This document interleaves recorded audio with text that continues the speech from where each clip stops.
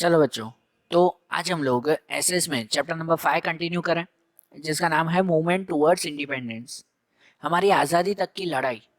जिसमें हम लोग इस चैप्टर में देख रहे थे ना कि हमें आज़ादी मिली उसके पहले के 20-25 सालों में, 1920 से लेकर 1947 तक, इनके बीच में कौन कौन सी मूवमेंट्स हुई ब्रिटिशर्स के खिलाफ, वो सब हम लोग इस चैप्टर में देख रहे थे, जिसमें अलग अलग मूवमेंट्स देखी थी। लेकिन आज आज जो हम लोग पॉइंट देखेंगे ना, वो पॉइंट है सुभाष चंद्र बोस के बारे में। एक अलग ही पॉइंट, आपके चैप्टर का एक सेपरेट पार्ट। बराबर, ये सुभाष चंद्र बोस, ये इसलिए सेपरेट दिया हुआ है क्योंकि लिटरली सुभाष चंद्र बोस ने ब्रिटिशर्स के खिलाफ जैसी तैयारी की थी, जैसी लड़ाइयाँ लड़ी थी ना, वो बिल्कुल अलग था। ठीक है ना, एकदम अलग ही वे पर वो था। सुभाष चंद्र बोस वो वन मैन आर्मी कहलाते हैं हमारी इंडिया के, लिटरली वन मैन आर्मी। कि भाई उन्होंने अकेले जैसी तैयारी की थी ना, शायद और कोई फ्रीडम फाइटर ने नहीं की थी, शायद गांधी जी ने भी नहीं, कि जितनी तैयारी सुभाष चंद्र बोस ने की थी। उनके बारे में आज हम लोग जाने तो कहते सुभाष चंद्र बोस का बर्थ वो 23 जनवरी 1897 में उड़ीसा के कटक कटक सिटी में हुआ था।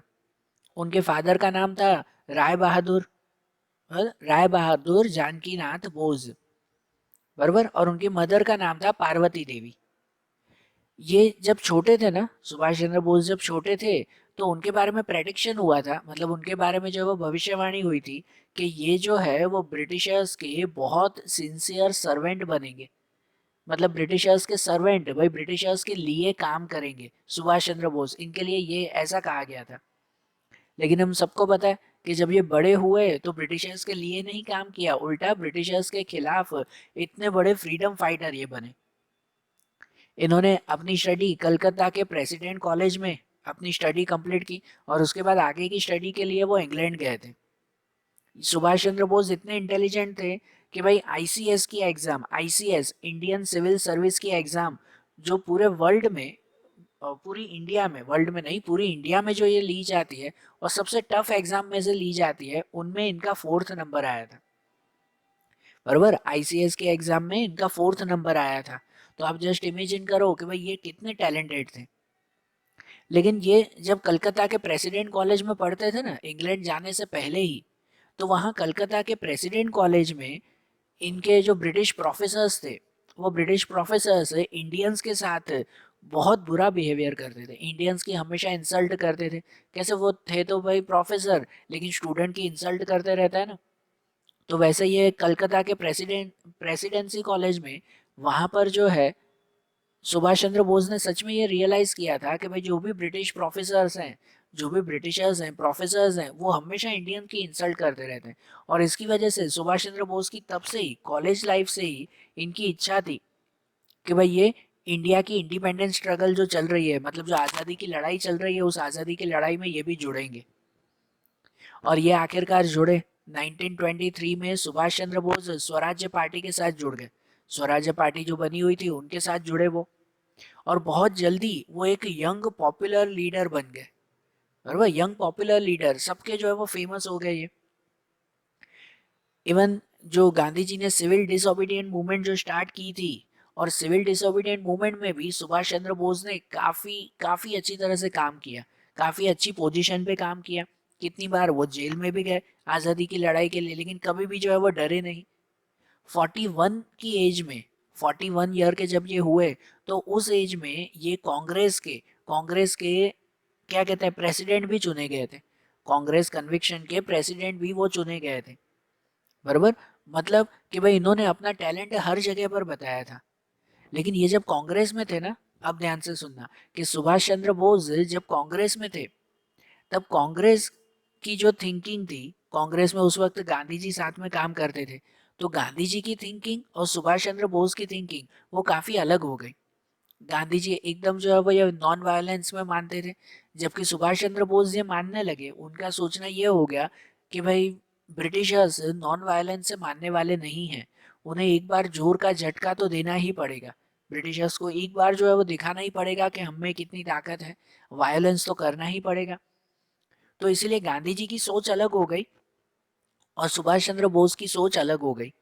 और इसकी वजह से सुभाष चंद्र बोस ने गांधी जी का साथ छोड़ दिया, वो कांग्रेस छोड़ दिया और उन्होंने अपनी पार्टी बनाई। सुभाष चंद्र बोस ने अपनी एक पार्टी बनाई जिसका नाम रखा फॉरवर्ड ब्लॉक। फॉरवर्ड ब्लॉक इन्होंने अपनी एक पार्टी बनाई वो, और उसके लिए इन्होंने बहुत अच्छा काम किया। अपने साथियों के साथ मिलकर इंडियन इंडिपेंडेंस के लिए, इंडिया की आज़ादी के लिए इन्होंने बहुत काम किया। और कितनी बार इनको जेल में भी जाना पड़ा। अब एक बार की बात है कि जब ये जेल में गए तो उस वक्त जेल में इनके साथ बहुत खराब बिहेवियर हो रहा था। ठीक है, जेल में समझो भाई, हो तो आज़ादी की लड़ाई के लिए तो इनको अक्सर जेल में जाना पड़ता था।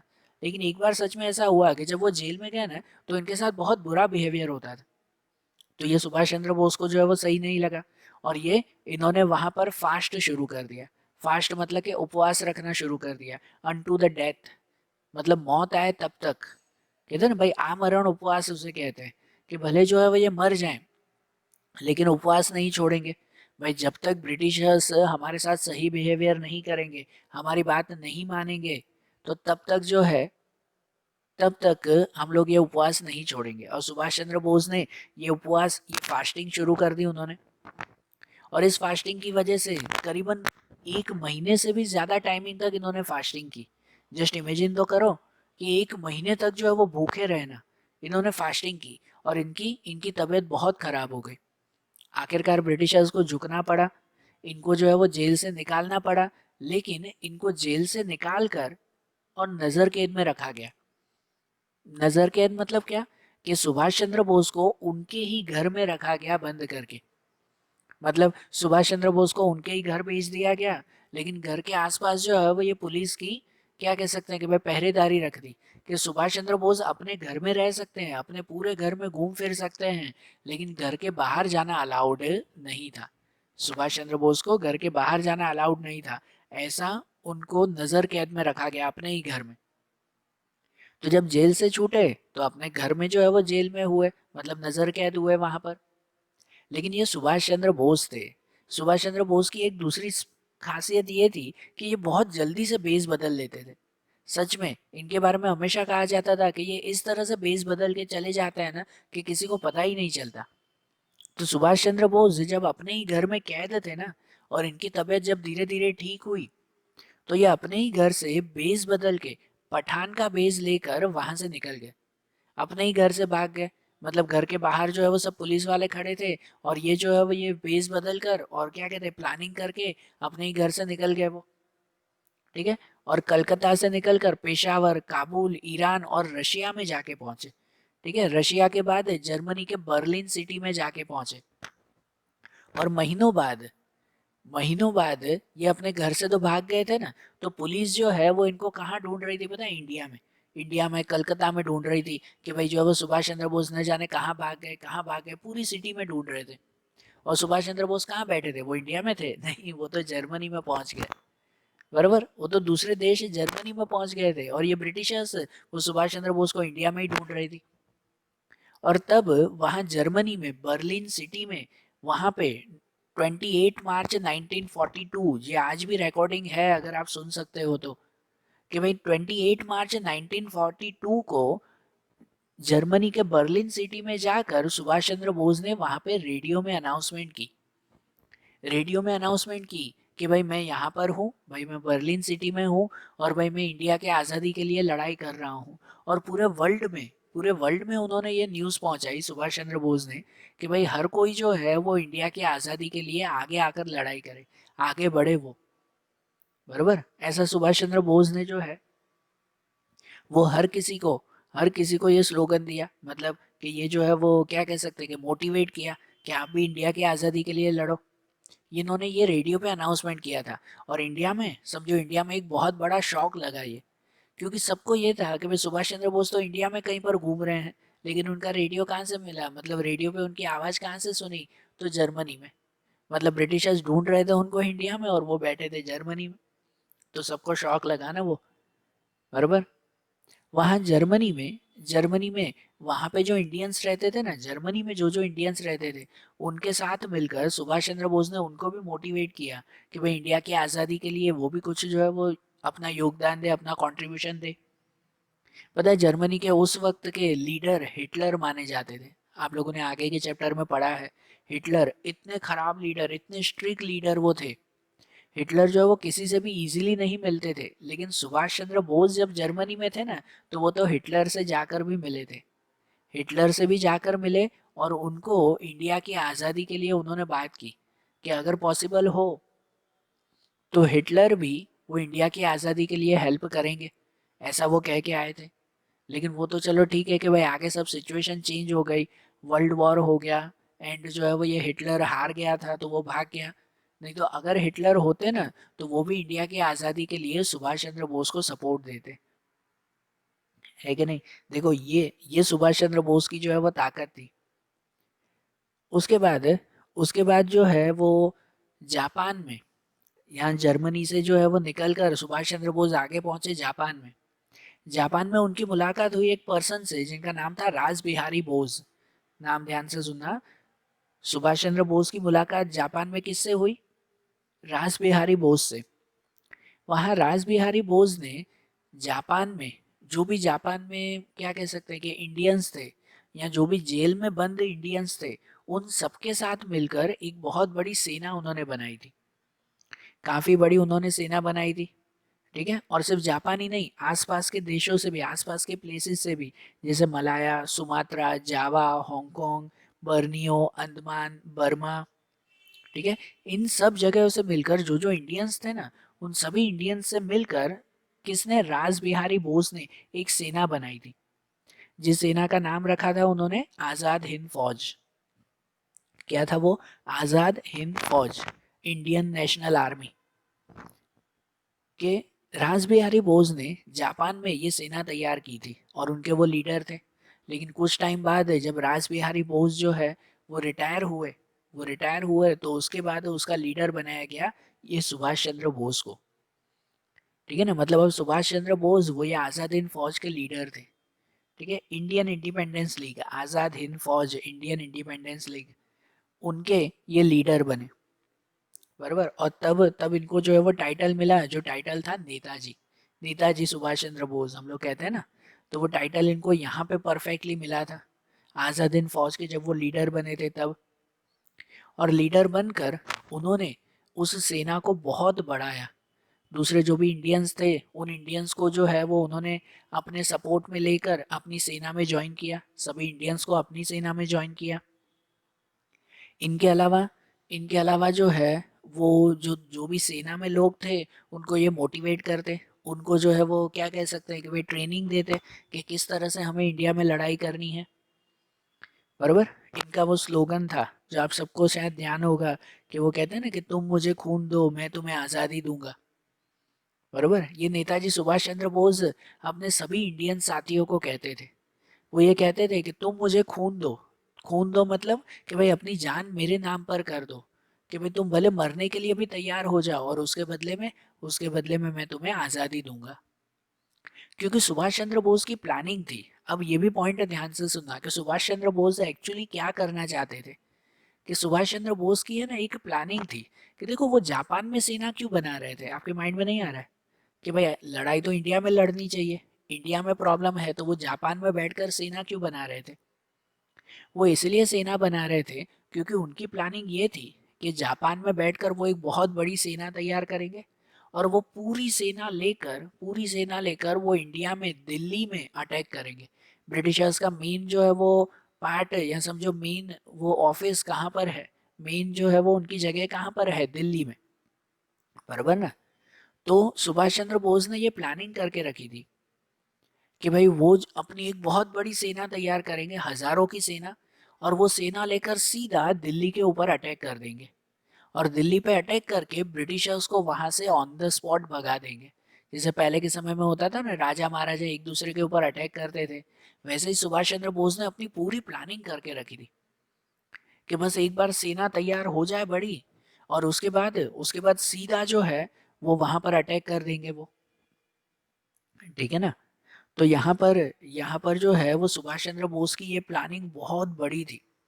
और इसी वजह से जब ये आज़ाद हिंद फौज के लीडर बने ना, तो उन्होंने सबको यही स्लोगन दिया, चलो दिल्ली, बराबर ना। उनका स्लोगन था चलो दिल्ली। चलो दिल्ली मतलब कि भाई चलो अब दिल्ली की तरफ बढ़ते हैं, कि भाई वहां जाकर एक बार सिर्फ अटैक करेंगे और ब्रिटिशर्स को वहां से भगा देंगे, आज़ादी हमारे हाथ में हो जाएगी एक दिन में। ये इतनी बड़ी सुभाष चंद्र बोस की प्लानिंग थी। ये भले अभी बोलने में सुनने में आपको बात छोटी सी लगती हो, लेकिन सुभाष चंद्र बोस की ये प्लानिंग बहुत परफेक्ट थी। उन्होंने जापान में अपनी बहुत बड़ी सेना तैयार कर दी सभी इंडियंस से मिलकर। इवन कि जापान की जो गवर्नमेंट थी ना, जापान की गवर्नमेंट थी, उनसे भी सुभाष चंद्र बोस ने हाथ मिला दिया था। और उनको भी कहा था कि अगर जरूर पड़ेगी तो जापान की गवर्नमेंट जो है वो सुभाष चंद्र बोस को हेल्प करेगी। मतलब जापान भी हमारे साथ में था, बरोबर। और यहाँ तक ही नहीं, सुभाष चंद्र बोस ने ये तो सोच के ही रखा था कि हमें आज़ादी एक ही दिन में मिल जाएगी। लेकिन वो एक दिन के लिए पहले ही वो तैयारी कर रहे थे। अपनी सेना उन्होंने तैयार की, लोगों को मोटिवेट कर दिया, हथियार वगैरह तैयार कर लिए कि, और स्लोगन दे दिया कि चलो दिल्ली, कि अब दिल्ली की तरफ बढ़ते हैं, बस दिल्ली पे एक बार अटैक करना है और हमें आज़ादी मिल जाएगी। सुभाष चंद्र बोस की पूरी प्लानिंग थी और इसके आगे का भी उन्होंने सोच के रखा था। सुभाष चंद्र बोस ने ये भी सोच के रखा था कि अगर हमें आज़ादी मिल गई, एक ही दिन में मिल जाएगी आज़ादी। यहाँ पर सोचो, जस्ट ये भी एक इमेजिनेशन करो कि यहाँ पर गांधी जी, जवाहरलाल नेहरू, सरदार वल्लभ भाई पटेल, ये सभी लोग ब्रिटिशर्स के खिलाफ इंडिया में बैठ के लड़ रहे थे। लेकिन किसी ने भी ऐसा नहीं सोचा था कि भाई एक दिन में हमें आज़ादी मिल जाएगी। ऐसा सोचा था कोई भी नहीं। हर कोई जो है वो लड़ाई लड़ रहा था, लेकिन इतनी इतनी ग्रेट नहीं। जहां पर दूसरे देश में बैठकर सुभाष चंद्र बोस सिर्फ यही सोचकर बैठे थे कि बस एक दिन की बात है और हमें आज़ादी मिल जाएगी। वो अपनी ऐसी तैयारी कर रहे थे कि बस सीधा दिल्ली के ऊपर अटैक करना है और एक ही दिन में ब्रिटिशर्स को यहाँ से भगाकर बाहर फेंक देंगे। और अगर ब्रिटिशर्स यहाँ से चले गए तो फिर क्या, तो फिर इंडिया की अपनी सरकार होगी ना। और अगर अपनी सरकार होगी तो फिर उसमें कौन कौन कैसे कैसे काम करेगा, ये भी सुभाष चंद्र बोस ने एडवांस में सोच के रखा था। सुभाष चंद्र बोस ने अपनी प्रोविंशियल गवर्नमेंट बना के रखी थी। प्रोविंशियल मतलब एडवांस गवर्नमेंट। एक क्या कह सकते हैं कि इमेजिनेशन में समझो कि अगर हमें आज़ादी मिली तो भाई कौन कौन सी पोस्ट पर होगा, ये पूरी सरकार सुभाष चंद्र बोस ने खुद ही तैयार करके रखी थी। ये भी उनकी पूरी प्लानिंग थी कि अगर जो है वो हमारे देश को आज़ादी मिल गई ना, तो सुभाष चंद्र बोस खुद वो इंडिया के प्राइम मिनिस्टर बनेंगे। अभी इंडिया के प्राइम मिनिस्टर जैसे नरेंद्र मोदी हैं, सुभाष चंद्र बोस ने सोच के रखा था कि अगर इंडिया की आज़ादी मिल गई तो इंडिया के प्राइम मिनिस्टर वो खुद बनेंगे। और उनके जो जो साथी थे ना, दूसरे जो भी उनकी सेना में साथी थे, तो उनमें से कौन कौन से कैबिनेट का मिनिस्टर बनेगा, कौन कौन सा पोस्ट संभालेगा, ये सब भी उन्होंने सोच के रखा था। और ये पूरा का पूरा ड्राफ्ट, मतलब ये समझो ये पूरी प्लानिंग उन्होंने Japan, Germany, Italy, China, Burma, इन सब देशों की गवर्नमेंट को ये प्लानिंग सुनाई थी कि हम इंडिया में जाकर अपनी आज़ादी ले लेंगे और उसके बाद अपनी सरकार चलाएंगे। और हर देश ने जो है वो इसको अप्रूव किया था। Japan, Germany, Italy, China, Burma, सब ने जो है वो अप्रूव किया कि हाँ, सुभाष चंद्र बोस की प्लानिंग एकदम परफेक्ट है। ठीक है। उन्होंने ये भी डिसाइड कर दिया था कि हाँ भाई, हमारे देश की नेशनल लैंग्वेज हिंदी होगी, हमारे देश का तिरंगा कौन सा होगा, हमारे देश में इनकम कहाँ कहाँ से आएगी, भाई जापान हमें हेल्प करेगी, किन से कितना टैक्स लेंगे, ये सब उन्होंने तैयार करके रखा था। ठीक है, सब कुछ सोच के रखा था। अब बाकी क्या था, सिर्फ तो बस दिल्ली की तरफ जाकर अटैक करना। बरोबर ना, दिल्ली की तरफ जाकर अटैक करना यही बाकी था। सुभाष चंद्र बोस ने जापान में बैठकर पूरी तैयारी करके रखी थी और तैयारी कर ली। अब क्या, अब नेक्स्ट क्या, तो नेक्स्ट ऐसा हुआ, अब जो है वो सुभाष चंद्र बोस का नसीब था ऐसा कि पहली बार अपनी पूरी सेना लेकर वो जो है वो अटैक करने के लिए दिल्ली की तरफ बढ़े। पैदल पैदल बढ़े जापान से जो है वो। लेकिन लकीली रास्ते में जो है वो बहुत बड़ा तूफान आ गया, बहुत बड़ा तूफान आ गया। और इस तूफान के सामने सुभाष चंद्र बोस की जो सेना थी, आज़ाद हिंद फौज की सेना थी, उनके काफ़ी सारे लोग जो है वो मर गए उस तूफान में। ठीक है ना, काफ़ी लोगों की डेथ हो गई। और इसीलिए सुभाष चंद्र बोस को फिर से पीछे हटना पड़ा। वो कुछ दिनों के लिए फिर से जापान में आ गए कि भाई तूफान खत्म हो तो फिर इंडिया की तरफ चलेंगे। बराबर ना, अब ये तो नेचुरल कैलेमिटी, उसे रोक कौन सकता है, तूफान को कौन रोक सकता है। तो सुभाष चंद्र बोस अपनी सेना के साथ कुछ दिन के लिए फिर से रिटर्न वो जापान में आ गए। बराबर। अब उन्होंने फिर से तैयारी कर दी कि फिर से अपनी सेना तैयार की। जो लोगों की डेथ हो गई थी तो दूसरे नए लोगों को जो है अपनी सेना में भर्ती किया उन्होंने, फिर से अपनी पूरी सेना तैयार की। अब दूसरी बार जब जो है वो ये अपनी सेना के साथ आगे पहुंचे ना, तो इंडिया के कुछ हिस्सों में वो पहुंच चुके थे। रंगून, प्रोम, कोहिमा जो आज जो है वो नागालैंड में है। इनके अलावा मणिपुर, मणिपुर का इम्फाल, इम्फाल प्लेस है। इन सब प्लेसेस पर सुभाष चंद्र बोस पहुंच चुके थे और इन सब प्लेसेस के ऊपर उन्होंने अपना कब्जा करके रखा था। कहते हैं ना, अब खाली पहुंचना था दिल्ली के ऊपर। सब प्लेसेस पर वो इंडिया के, कहते हैं ना, बॉर्डर पर तो वो बिल्कुल आ चुके थे। लेकिन सडनली ये 1944 का टाइमिंग था, 44-45 का टाइमिंग था, कि जब जो है वो ये 1945, हाँ 45 में 9 और 10 अगस्त को, 9 एंड 10 अगस्त, कि जब अमेरिका ने जापान के ऊपर हिरोशिमा और नागासाकी में 2 एटम बम फेंके थे। हमने आगे के चैप्टर में पढ़ा था इसके बारे में, याद है ना, कि जब सेकेंड वर्ल्ड वॉर चल रहा था तब अमेरिका ने जापान के ऊपर 2 सिटीज में, हिरोशिमा और नागासाकी, ये पूरी सिटी में जो है वो एटम बम फेंके थे। और पूरी की पूरी 2 सिटी एक ही पल में बर्बाद हो गई थी, एक ही पल में खत्म हो चुकी थी, है कि नहीं। और इसी वजह से बहुत बड़ी सिचुएशन चेंज हो गई। वो अमेरिका और जापान की लड़ाई थी, वो तो बात अलग है, लेकिन उसकी वजह से यहाँ सुभाष चंद्र बोस के लिए सिचुएशन बहुत बड़ी चेंज हो गई। क्योंकि जापान ने सुभाष चंद्र बोस को ये क्या कह सकते हैं कि भाई वादा किया था, सपोर्ट दिया था कि हम आपके साथ रहेंगे, बराबर ना, हम आपके साथ रहेंगे, ऐसा उनको सपोर्ट दिया था। लेकिन सिचुएशन बदल गई। सिचुएशन ऐसी बदली कि जब जापान के ऊपर अमेरिका ने अटैक कर दिया ना, तो जापान ने अपनी कंट्री में स्ट्रिक्ट रूल कर दिया कि जापानीज के अलावा दूसरे कोई भी देश के लोग हो ना, उन सबको इमीडिएटली जेल में बंद कर दिया जाए। बराबर, जापान ने ये स्ट्रिक्ट रूल कर दिया, क्योंकि वर्ल्ड वॉर में अमेरिका ने जो है वो जापान के ऊपर इतना बड़ा अटैक किया, तो अब जापान भी चुप तो बैठने वाला नहीं था। हाँ, उसकी हार हो चुकी थी, वर्ल्ड वॉर में वो हार गया, लेकिन अपनी कंट्री में एक स्ट्रिक्ट रूल उसने कर दिया कि भाई जितने भी जापान के अलावा जितने भी दूसरे देश के लोग हैं ना, सबको ऑन द स्पॉट पकड़कर जेल में बंद कर दिया जाए। और जापान में दूसरे देश के लोग कौन थे? ये भी तो थे सुभाष चंद्र बोस और उनकी सेना। और इनकी सेना के हजारों लोगों को उसी दिन जो है वो जेल में बंद कर दिया गया। अब सुभाष चंद्र बोस जो है वो ये तैयारी करके बैठे थे कि भाई वो पूरा का पूरी सेना लेकर और दिल्ली के ऊपर अटैक करेंगे। लेकिन यहाँ तो नसीब से पूरी सिचुएशन ही बदल गई। अमेरिका ने अटैक किया जापान के ऊपर और इसकी वजह से जापान ने रूल बना दिया, और उस रूल की वजह से ही इंडिया के सभी सैनिक जापान की जेल में चले गए। तो अब सुभाष चंद्र बोस जो है वो अकेले हो गए, बराबर ना। हाँ, उनको भी जेल जाना पड़ा था, लेकिन वो छूट गए थे। लेकिन अब सुभाष चंद्र बोस अकेले हो गए ना, उनकी पूरी सेना, आधी से ज्यादा सेना समझो, वो जेल में बंद हो चुकी थी। तो अब दिल्ली की तरफ कैसे वो शुरू करें, बराबर। लेकिन फिर भी सुभाष चंद्र बोस जो है वो हारे नहीं। उन्होंने नक्की किया, चलो कोई बात नहीं, भले जो है वो 6 महीने बाद जब सिचुएशन ठीक हो जाएगी, फिर से जब जेल से छूट जाएंगे, तो फिर से हम लोग जो है वो दिल्ली की तरफ आगे बढ़ेंगे। वो ऐसी तैयारी करके बैठे थे। लेकिन नसीब फिर से जो है वो बुरा निकला। 18 अगस्त 1945, ये अब आखिरी बात सुनना। 18 अगस्त 1945 सुभाष चंद्र बोस फॉर्मोसा के ताइपेई, जापान में फॉर्मोसा के ताइपेई सिटी से एक प्लेन में वो टोक्यो की तरफ जा रहे थे, कि तभी सडनली वो प्लेन जो है उसमें आग लग गई। प्लेन क्रैश हो गया और सुभाष चंद्र बोस की वहां पर डेथ हो गई। 18 अगस्त 1945, 10 अगस्त को ये जापान के ऊपर हिरोशिमा और नागासाकी के ऊपर ये ब्लास्ट हुआ था। समझो 11 और 12 अगस्त को सबको जेल में बंद कर दिया गया था। और सुभाष चंद्र बोस ने डिसाइड किया था कि चलो कोई बात नहीं, वो फिर से एक नई सेना बनाएंगे। लेकिन 18 अगस्त को, उसके कुछ 8 दिन बाद ही, 18 अगस्त को ही नसीब से वो एक प्लेन से दूसरे जगह पर जा रहे थे प्लेन में, तो वो प्लेन क्रैश हो गया और सुभाष चंद्र बोस की उसमें डेथ हो गई।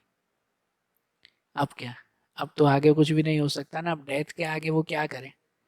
सुभाष चंद्र बोस जो है वो, उनकी स्टोरी यहीं ख़त्म हो गई। अब ये नसीब था, अब जस्ट एक कॉमन बात बता रहा हूँ आपको, कि ये नसीब था कि सुभाष चंद्र बोस की वहाँ पर डेथ हो गई। नहीं तो अगर सुभाष चंद्र बोस जिंदा होते ना, अगर सुभाष चंद्र बोस जिंदा होते, तो वो फिर से अपनी पूरी सेना बना लेते, फिर से सेना बनाकर इंडिया के ऊपर जो है वो अटैक करके और आज़ादी वो सुभाष चंद्र बोस के नाम पर होती।